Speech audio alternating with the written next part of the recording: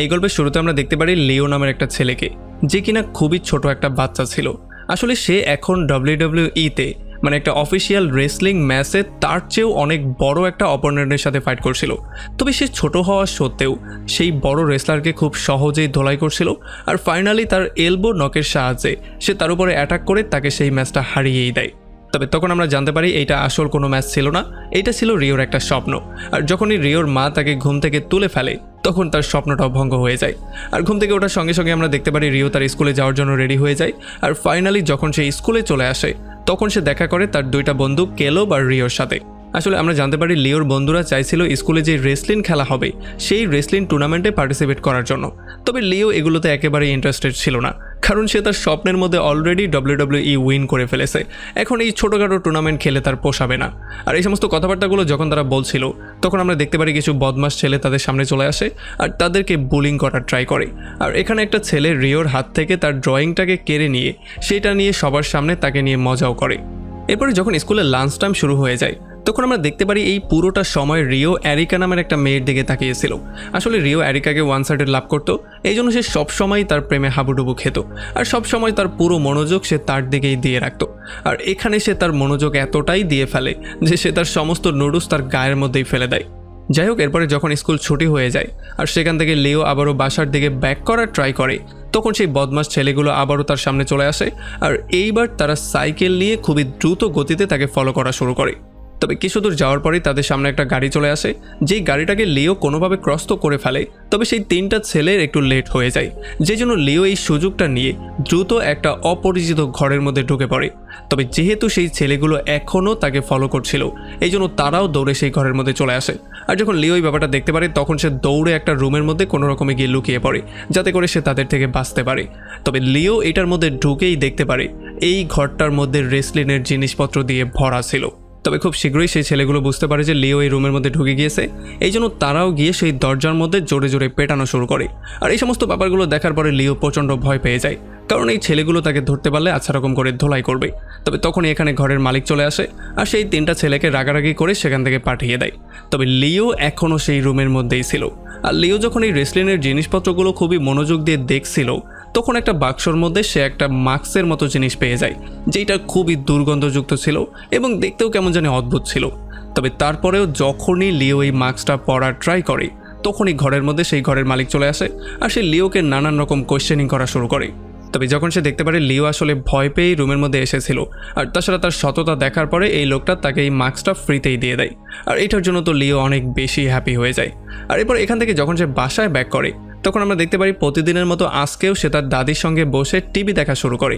আর তখনই টিভিতে একটা অ্যানাউন্সমেন্ট চলে আসে যেখানে বলা হয় একটা WWE ম্যাচ সম্পর্কে।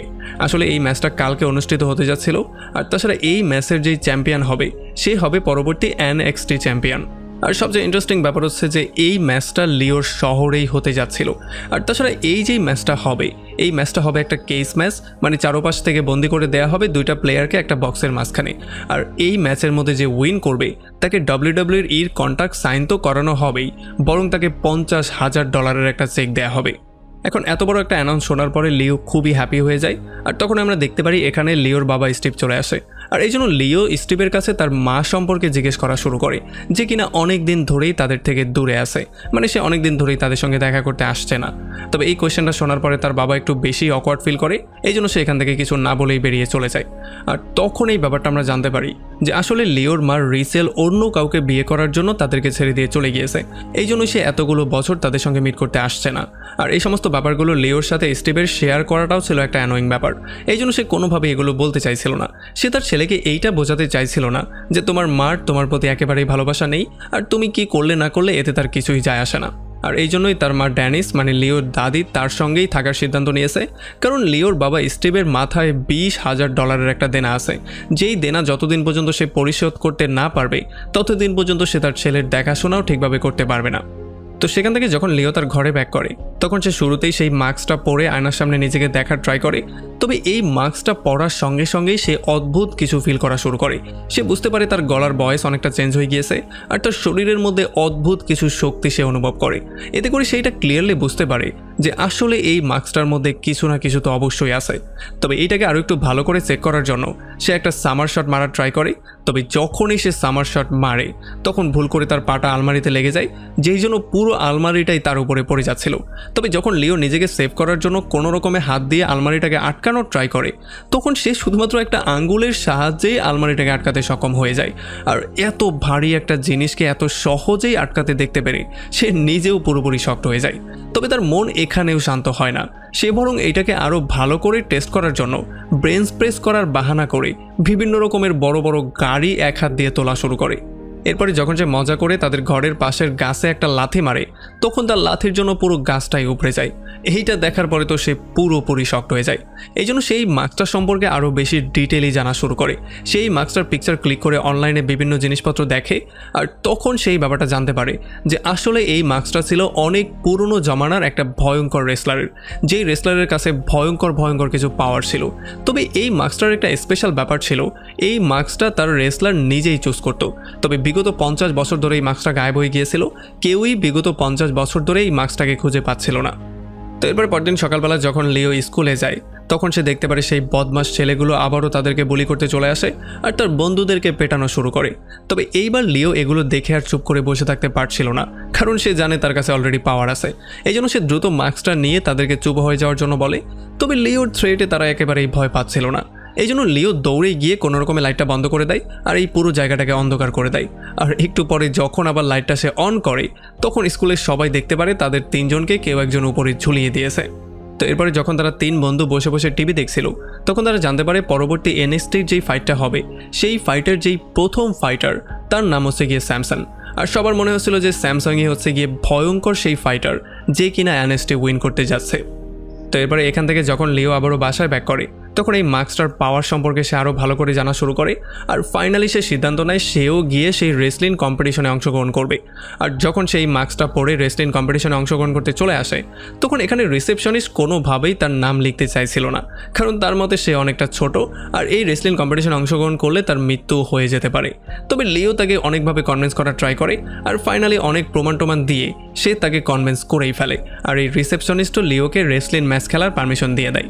তবে এখান থেকে যখন সে নাম লিখিয়ে ভেতরে যায় বসার জন্য, তখন বাকি যে রেসলাররা ছিল তারা তাকে কোনোভাবেই চেয়ারের মধ্যে বসতে দিচ্ছিল না। এখানে ভয়ঙ্কর একটা মোটা রেসলার ছিল যে কিনা লিওকে ধাক্কা দিয়ে সেখান থেকে সরিয়ে দেয়। তবে তখন আমরা দেখতে পারি স্মুথি নামের অন্য একটা রেসলার এসে লিওকে একটা চেয়ারে বসার জন্য জায়গা দিয়ে দেয়। তবে তখনই আমরা দেখতে পারি এই রুমের মধ্যে স্যামসাং চলে আসে, আর যখনই স্যামসাং তার চেয়ারের মধ্যে বসে, তখন তার ওজনের জন্য পুরো চেয়ারটাই ভেঙে চুরমার হয়ে যায়। আর এই ব্যাপারটার জন্য সবার মনোযোগ তার দিকে চলে যায়, আর সবার মনের মধ্যে একটু ভয়েরও সৃষ্টি হয়। তো এরপরে রেসলিংয়ের প্রথম রাউন্ড শুরু করা হয় ব্যারেল থ্রোর মাধ্যমে। এখানে রেসলারদেরকে ব্যারেল ছুঁড়ে এইটা প্রমাণ করতে হতো তাদের শক্তি কতটা। তবে এখানে যখন লিওর পালা চলে আসে, তখন লিও তো ব্যারেল এত জোরে থ্রো করে যে ব্যারেল পুরো এই স্টেডিয়াম ভেদ করে রাস্তায় গিয়ে পড়ে। তো এরপরে তাদের সবাইকে রিংয়ের মধ্যে নিয়ে আসা হয়, আর তাদেরকে একটা ফেক পুতুল দেয়া হয়, যেই পুতুলকে পিটিয়ে তাদেরকে প্রমাণ করতে হতো যে আসলে তারা তাদের মুভে কতটা এক্সপার্ট, মানে কার কাছে কত ধরনের মুভ আছে। আর যখন এখানে লিওর পালা চলে আসে, তখন লিও রিংয়ের এক পাশ থেকে লাফ দিয়ে অন্য পাশে গিয়ে পড়ে। আর তার ব্যালেন্স দেখার পরে এখানে সবাই পুরোপুরি শক্ট হয়ে যায়। তারা বুঝতেই পারছিল না এইটা কি করে সম্ভব। তো এরপরে সমস্ত টেস্টগুলো কমপ্লিট করার পরে যখন সিলেকশনের পালা চলে আসে, তখন আমরা দেখতে পারি স্মুথ অপারেটর নামের সেই লোকটা, মানে যে লিওকে বসার জায়গা দিয়েছিল, সে সেকেন্ড লাস্টে সিলেক্ট হয়। আর একেবারে লাস্টের নামটা আর অন্য কারো ছিল না, সেটা ছিল আমাদের লিওর। আর যখন লিও তার নামটা শুনতে পারে, তখন সে তো পাগলের মতো হয়ে যায়, মানে সে খুশিতে আত্মহারা হয়ে যায়। তো এখান থেকে সমস্ত কিছু শেষ করার পরে যখন লিও তার বাসায় ব্যাক করে, তখন সে জানালা দিয়ে তার রুমের মধ্যে ঢোকার ট্রাই করে। তবে যখন চুপচাপ সে জানালা দিয়ে রুমের মধ্যে চলে আসে, তখন সে তার দাদি ড্যানিসকে তার রুমের মধ্যে পেয়ে যায়। আর যখন তার দাদি তাকে কোশ্চেনিং করে যে সে রাতে কোথায় গিয়েছিল, তখন সে বলে যে আমি এই রেসলিং চ্যাম্পিয়নশিপটাকে উইন করে আমার বাবার উপরে যে দেনাটা আছে সেটা পরিশোধ করতে চাই। তো এরপরে পরদিন সকালবেলা স্কুলে এসে যখন লিও তার বন্ধুদের সঙ্গে বসে কথাবার্তা বলছিল, তখন সে দূরে দাঁড়ানো এরিকাকে দেখতে পারে। এরিকাকে দেখার পরে সে তার দিকেই তাকিয়েছিল, আর তার বন্ধুরা যখন তাকে বারবার করে রিকোয়েস্ট করে তখন সে ফাইনালি তার মাস্কটা পরে এরিকার সঙ্গে কথা বলতে চলে যায়। তবে এখনও তার সামনে দাঁড়িয়ে কথা বলার সাহস তার হচ্ছিল না। এই জন্য সে একটা বুকশেলফের পেছন থেকে তার সঙ্গে কথা বলা শুরু করে। আর এখানে কথাবার্তা বলার পরে তারা ফাইনালি দুজনেই মিলে সিদ্ধান্ত নেয় যে তারা একসাথে পড়ালেখা করবে, আর তাছাড়া মাঝে মধ্যে তারা ফোনেও কথাবার্তা বলবে। আর এগুলো শোনার পরে লিও আরও বেশি হ্যাপি হয়ে যায়। তো এরপরে আমরা দেখতে পারি ফাইনালি চ্যাম্পিয়নশিপ শুরু হয়ে যায়। আর এখানে প্রথম ম্যাচেই একটা মেয়ে একটা ছেলেকে হারিয়ে দেয়। এইটা দেখার পরে তো সবাই পুরোপুরি শকড হয়ে গিয়েছিল। তবে অন্যদিকে আমরা দেখতে পারি স্যামসন আর স্মুথ অপারেটর তারাও খুব সহজেই তাদের প্রথম ম্যাচগুলো উইন করে ফেলে। তবে যখন লিওর পালা চলে আসে তখন আমরা জানতে পারি কাউবয় নামের একটা ছেলের সঙ্গে লিওর ফাইট হবে, যেও কিনা ছিল একজন ভয়ঙ্কর রেসলার। তো এরপরে এখানে যখনই ম্যাচটা শুরু হয়ে যায় তখন আমরা দেখতে পারি কাউবয় লিওকে মাথায় তুলে আছাড় দেওয়ার ট্রাই করছিল।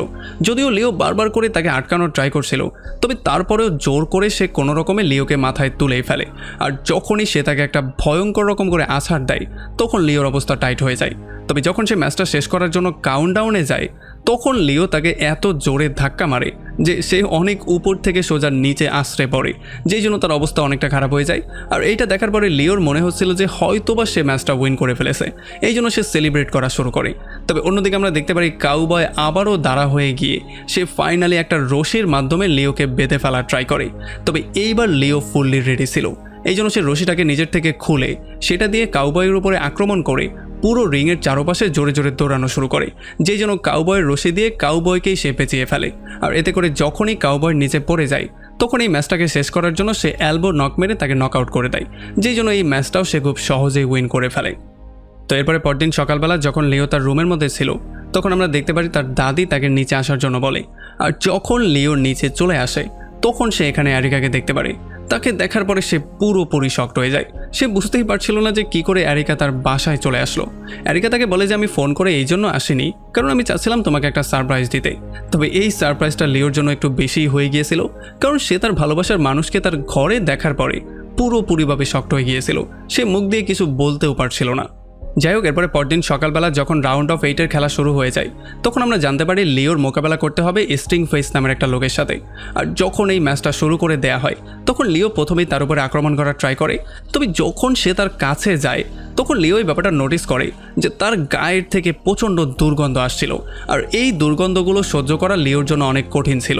আর এই জন্য কোনোভাবেই লিও তার উপরে আর আক্রমণ করতেই পারছিল না। আর যখন স্টিং ফেস এই ব্যাপারটা বুঝতে পারে তখন সেই ব্যাপারটার সুযোগ নেওয়ার সিদ্ধান্ত নেয়। এই জন্য সে তার শরীরের ঘামগুলো লিওর মুখের মধ্যে মাখিয়ে দেয়। আর এতে করে লিওর অবস্থা এতটাই খারাপ হয়ে যায় যে লিও পুরো বমি করতে যাচ্ছিল। মানে এই গন্ধগুলো সে আর সহ্যই করতে পারে না, এই জন্য সে সোজা মাটিতে শুয়েই পড়ে। আর যখন স্টিং ফেস এই ব্যাপারগুলো দেখতে পারে তখন সে তার উপরে গিয়ে আক্রমণ করার সিদ্ধান্ত নেয়। তবে যখনই সে তার উপরে আক্রমণ করতে যাচ্ছিল তখন লিও তার টেকনিকের ইউজ করে তার পায়ের মাঝখান দিয়ে অন্যদিকে চলে যায়। আর এই ব্যাপারটা দেখার পরে স্টিং ফেসের মাথা আরও বেশি গরম হয়ে যায়। এই জন্য সে লিওকে তাক করে বিশাল বড় একটা পাদ মারে। হ্যাঁ, আপনি ঠিকই শুনেছেন, সে বিশাল বড় একটা পাদ মারে। আর এই পাদের জন্য লিও পুরো রিং থেকে বাইরেই ছিটকে পড়ে যাচ্ছিল। তবে কোনো রকমে সে শেষ মুহূর্তে রিংয়ের রশি ধরে নিজেকে রিংয়ের মধ্যে রাখতে সক্ষম হয়ে যায়। তবে এই পাদে এত দুর্গন্ধ ছিল যে লিও কোনোভাবেই এগুলো সহ্য করতে পারছিল না। তবে তারপরে কোনো রকমে সে রিংয়ের মধ্যে এসে স্টিং ফেসের উপরে আক্রমণ করে দেয়। আর এইবার সে তাকে আচ্ছা রকম ধোলাই করে সোজা মাটিতেই শুইয়ে দেয়। তবে এরপরে যখন কাউন্টডাউনের পালা চলে আসে তখন আর লিও তাকে এলবো নক দিয়ে হারাতে চাইছিল না। সে তার পায়েরই ইউজ করার সিদ্ধান্ত নেয়, কারণ তার শরীর থেকে যেই দুর্গন্ধ আসছিল সেগুলো আর লিও কোনোভাবেই সহ্য করতে পারছিল না। আর এমন করেই ফাইনালি সে এই ম্যাচটা উইন করে ফেলে। তো এরপরে পরদিন সকালবেলা যখন লিও আবারও স্কুলে যাওয়ার জন্য বেরিয়ে পড়ে তখন রাস্তায় তার বাবা স্টিভ তাকে আটকে ফেলে আর তারও এরিকার সম্পর্কে জিজ্ঞেস করা শুরু করে। তবে এগুলো শোনার পরে লিও একটু বেশি অকওয়ার্ড ফিল করে এই কথাটাকে ঘুরিয়ে দেওয়ার জন্য তার বাবার কাছে তার মায়ের সম্পর্কে জিজ্ঞেস করা শুরু করে, যেই জন্য তার বাবা একটু বেশি অকওয়ার্ড ফিল করে আর তাকে চলে যাওয়ার জন্য বলে। তো এরপর আমরা দেখতে পারি লিও তার বন্ধুদের সঙ্গে একটা রেস্টুরেন্টে চলে আসে। আর এখানে তারা সবাই মিলে খাবার দাবার খাচ্ছিল আর আড্ডা দিচ্ছিল। তবে তখনই এখানে সেই বদমাস ছেলেগুলো চলে আসে। আর যখন তারা এরিকাকে দেখতে পারে লিওর সঙ্গে বসা তখন তারা এসে এরিকাকে জিজ্ঞেস করে যে তুমি এই লুজারদের সঙ্গে বসে কি করছো।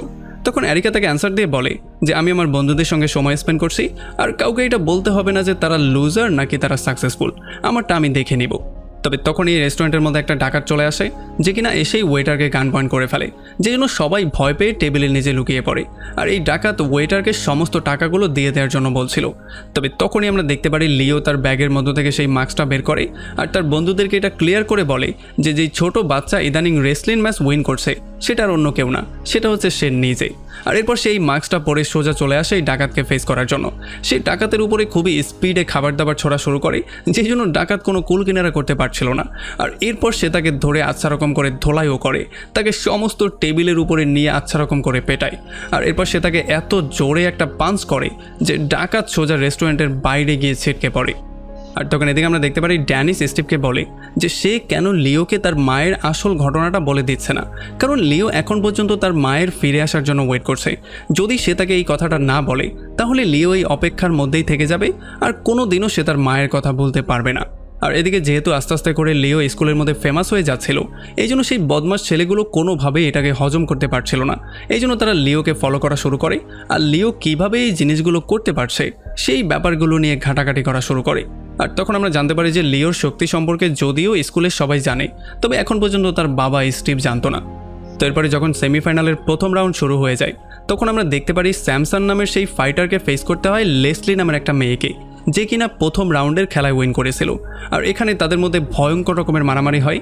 আসলে স্যামসাংয়ের তার সঙ্গে পারতে অনেকটা কষ্ট হচ্ছিল, তবে ফাইনালি যেহেতু স্যামসাং খুবই ভয়ঙ্কর একজন ফাইটার ছিল, এই জন্য সে তার টেকনিকের ইউজ করে লেসলিকে অনেক কষ্ট করে হলেও হারিয়ে দেয়। তো এরপরে সেমিফাইনালের দ্বিতীয় রাউন্ডের ম্যাচ ছিল লিও আর স্মুথ অপারেটরের মধ্যেই। তারা দুজন রিংয়ের বাইরে খুবই ভালো বন্ধু ছিল আর তাদের মধ্যে বন্ডিংটাও খুবই সুন্দর ছিল। তবে যখনই লিও ফাইট করার জন্য রিংয়ের দিকে যাওয়া শুরু করে তখন লিও ব্যাপারটা ক্লিয়ারলি বুঝতে পারে তার পায়ের নিচে কিছু একটা দেয়া হয়েছে। তবে সেইটাকে ইগনোর করে সোজা রিংয়ের মধ্যে চলে যায় আর সেই রিংয়ের মধ্যে গিয়েও বুঝতে পারে সে ভালোভাবে দাঁড়া হতে পারছে না। তবে তখন স্মুথ অপারেটর তাকে একটু বুলি করে বলে যে সমস্যা নেই, তোমার যত সময় লাগে তুমি নিয়ে নাও। তবে লিও কোনোভাবেই সময় নিতে চাইছিল না, সে খেলাটা শুরু করতে চাইছিল। তবে যখনই খেলাটা শুরু হয়ে যায় তখন স্মুথ অপারেটর প্রথম অ্যাটাকেই লিওকে সোজা রিং থেকে ছুঁড়ে বাইরে ফেলে। আর তখন লিও ব্যাপারটা ক্লিয়ারলি বুঝতে পারে যে তার জুতার নিচে কেউ একজন গ্লু লাগিয়ে দিয়েছিল। তবে এরপরে যতক্ষণে সে লিওকে ধরে ধোলাই করে ফাইনালি তাকে নক আউট করতে যেত, তার আগেই লিও তাকে হাওয়ার মধ্যে উড়িয়ে মারে। তবে এতে করে স্মুথ অপারেটরের তেমন কিছু হয় না, সে বরং উঠে লিওকে আচ্ছা রকম করে ধোলাই করার ট্রাই করে। সে লিওর উপরে বারবার করে অ্যাটাক করে, তবে লিও কোনো রকমে নিজেকে সেভ করেই নিচ্ছিল। আর ফাইনালি লিও আরও একবার সুযোগ বুঝে তাকে হাওয়ার মধ্যে ছুঁড়ে মারে। আর যখন সে মাটিতে পড়ে যায় তখন লিও তার এলবো নকের সাহায্যে ফাইনালি তাকেও নক আউট করে দেয়। তবে স্টেজ থেকে বিদায় হওয়ার আগে সে মাইক নিয়ে স্মুথ অপারেটর সম্পর্কে অনেক প্রশংসা করে আর সেই ব্যাপারটা সবাইকে ক্লিয়ার করে জানিয়ে দেয় যে স্মুথ অপারেটর কোনোদিনও ম্যাচ উইন করার জন্য 2 নম্বরে কিছু করবে না। আসলে তার জুতার নিচে যেই গ্লুগুলো লাগানো হয়েছে সেগুলো হয়তো অন্য কেউ লাগিয়েছে। তো এখন এই ম্যাচ শেষ করার পরে সে গিয়ে তার বন্ধুদের সঙ্গে মিট করে আর তার বন্ধুদের সঙ্গে তার নতুন একটা টুর্নামেন্টে অংশগ্রহণ করার কথা ছিল, যেটা তাদের স্কুলের ছিল। তবে তখনই তাকে প্রেস কনফারেন্সের জন্য ডেকে নেওয়া হয়, এই জন্য সে চলে যায় প্রেস কনফারেন্সে অংশগ্রহণ করার জন্য।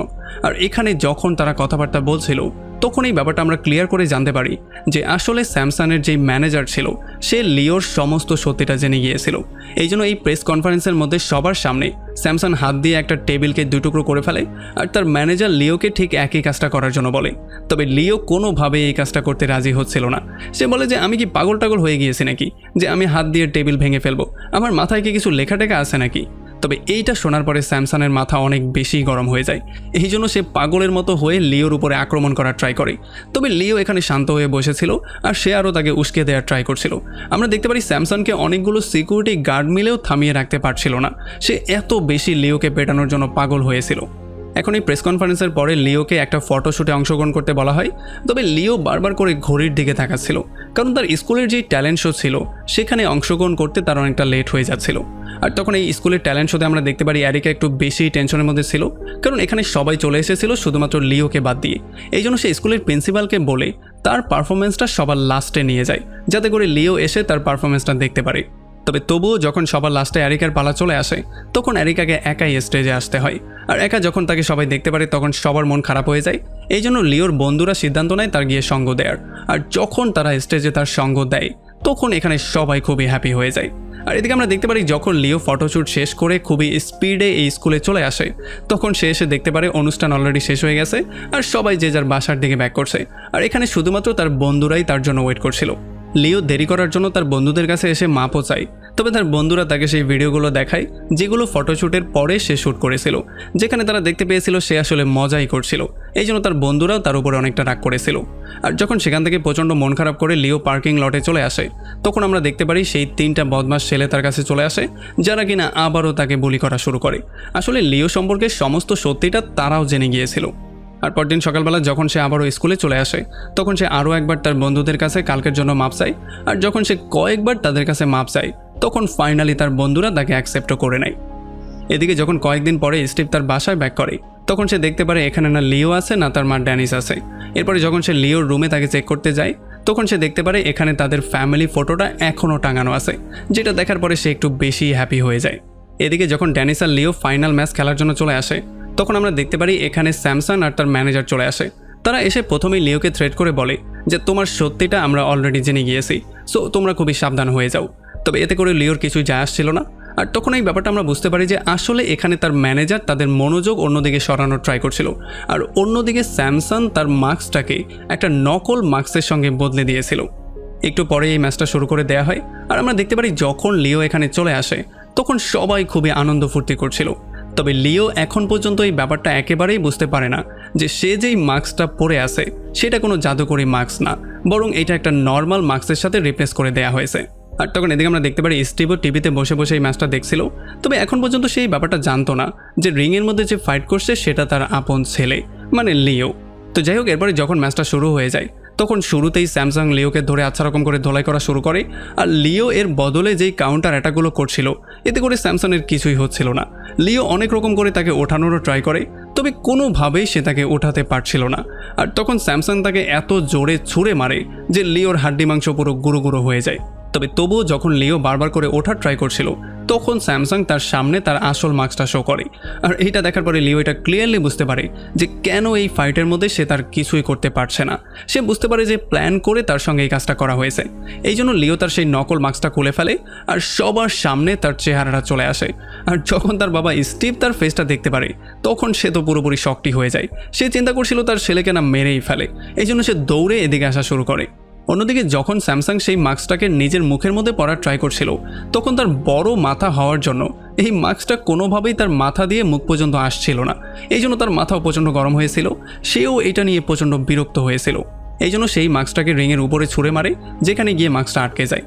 আর এই ব্যাপারগুলো দেখার পরে লিও তার নকল মাস্কটা ফেলে স্যামসাংয়ের সাথে কথাবার্তা বলার ট্রাই করে। তবে স্যামসাং আসলে কথাবার্তা বলার মুডে একেবারেই ছিল না। সে বরং লিওকে আচ্ছা রকম ধোলাই করতে চাইছিল। এই জন্য সে লিওর উপরে বারবার করে অ্যাটাক করা শুরু করে। তবে তখন মাঝখানে রেফারি এসে তাকে আটকানোর ট্রাই করে, কিন্তু সে রেফারিরও কোনো কথা শুনতে চাচ্ছিল না, বরং সে তো রেফারিকেও আচ্ছা রকম করে ধোলাই করা শুরু করে। রেফারিও তার উপরে অ্যাটাক করার ট্রাই করে, তবে তার শক্তির কাছে রেফারির শক্তি তেমন কিছুই ছিল না। এরপরে স্যামসাং লিওকে ধরে উপরের দিকে ছুঁড়ে মারে, যেই জন্য লিও মাস্কের খুবই কাছাকাছি চলে যায়।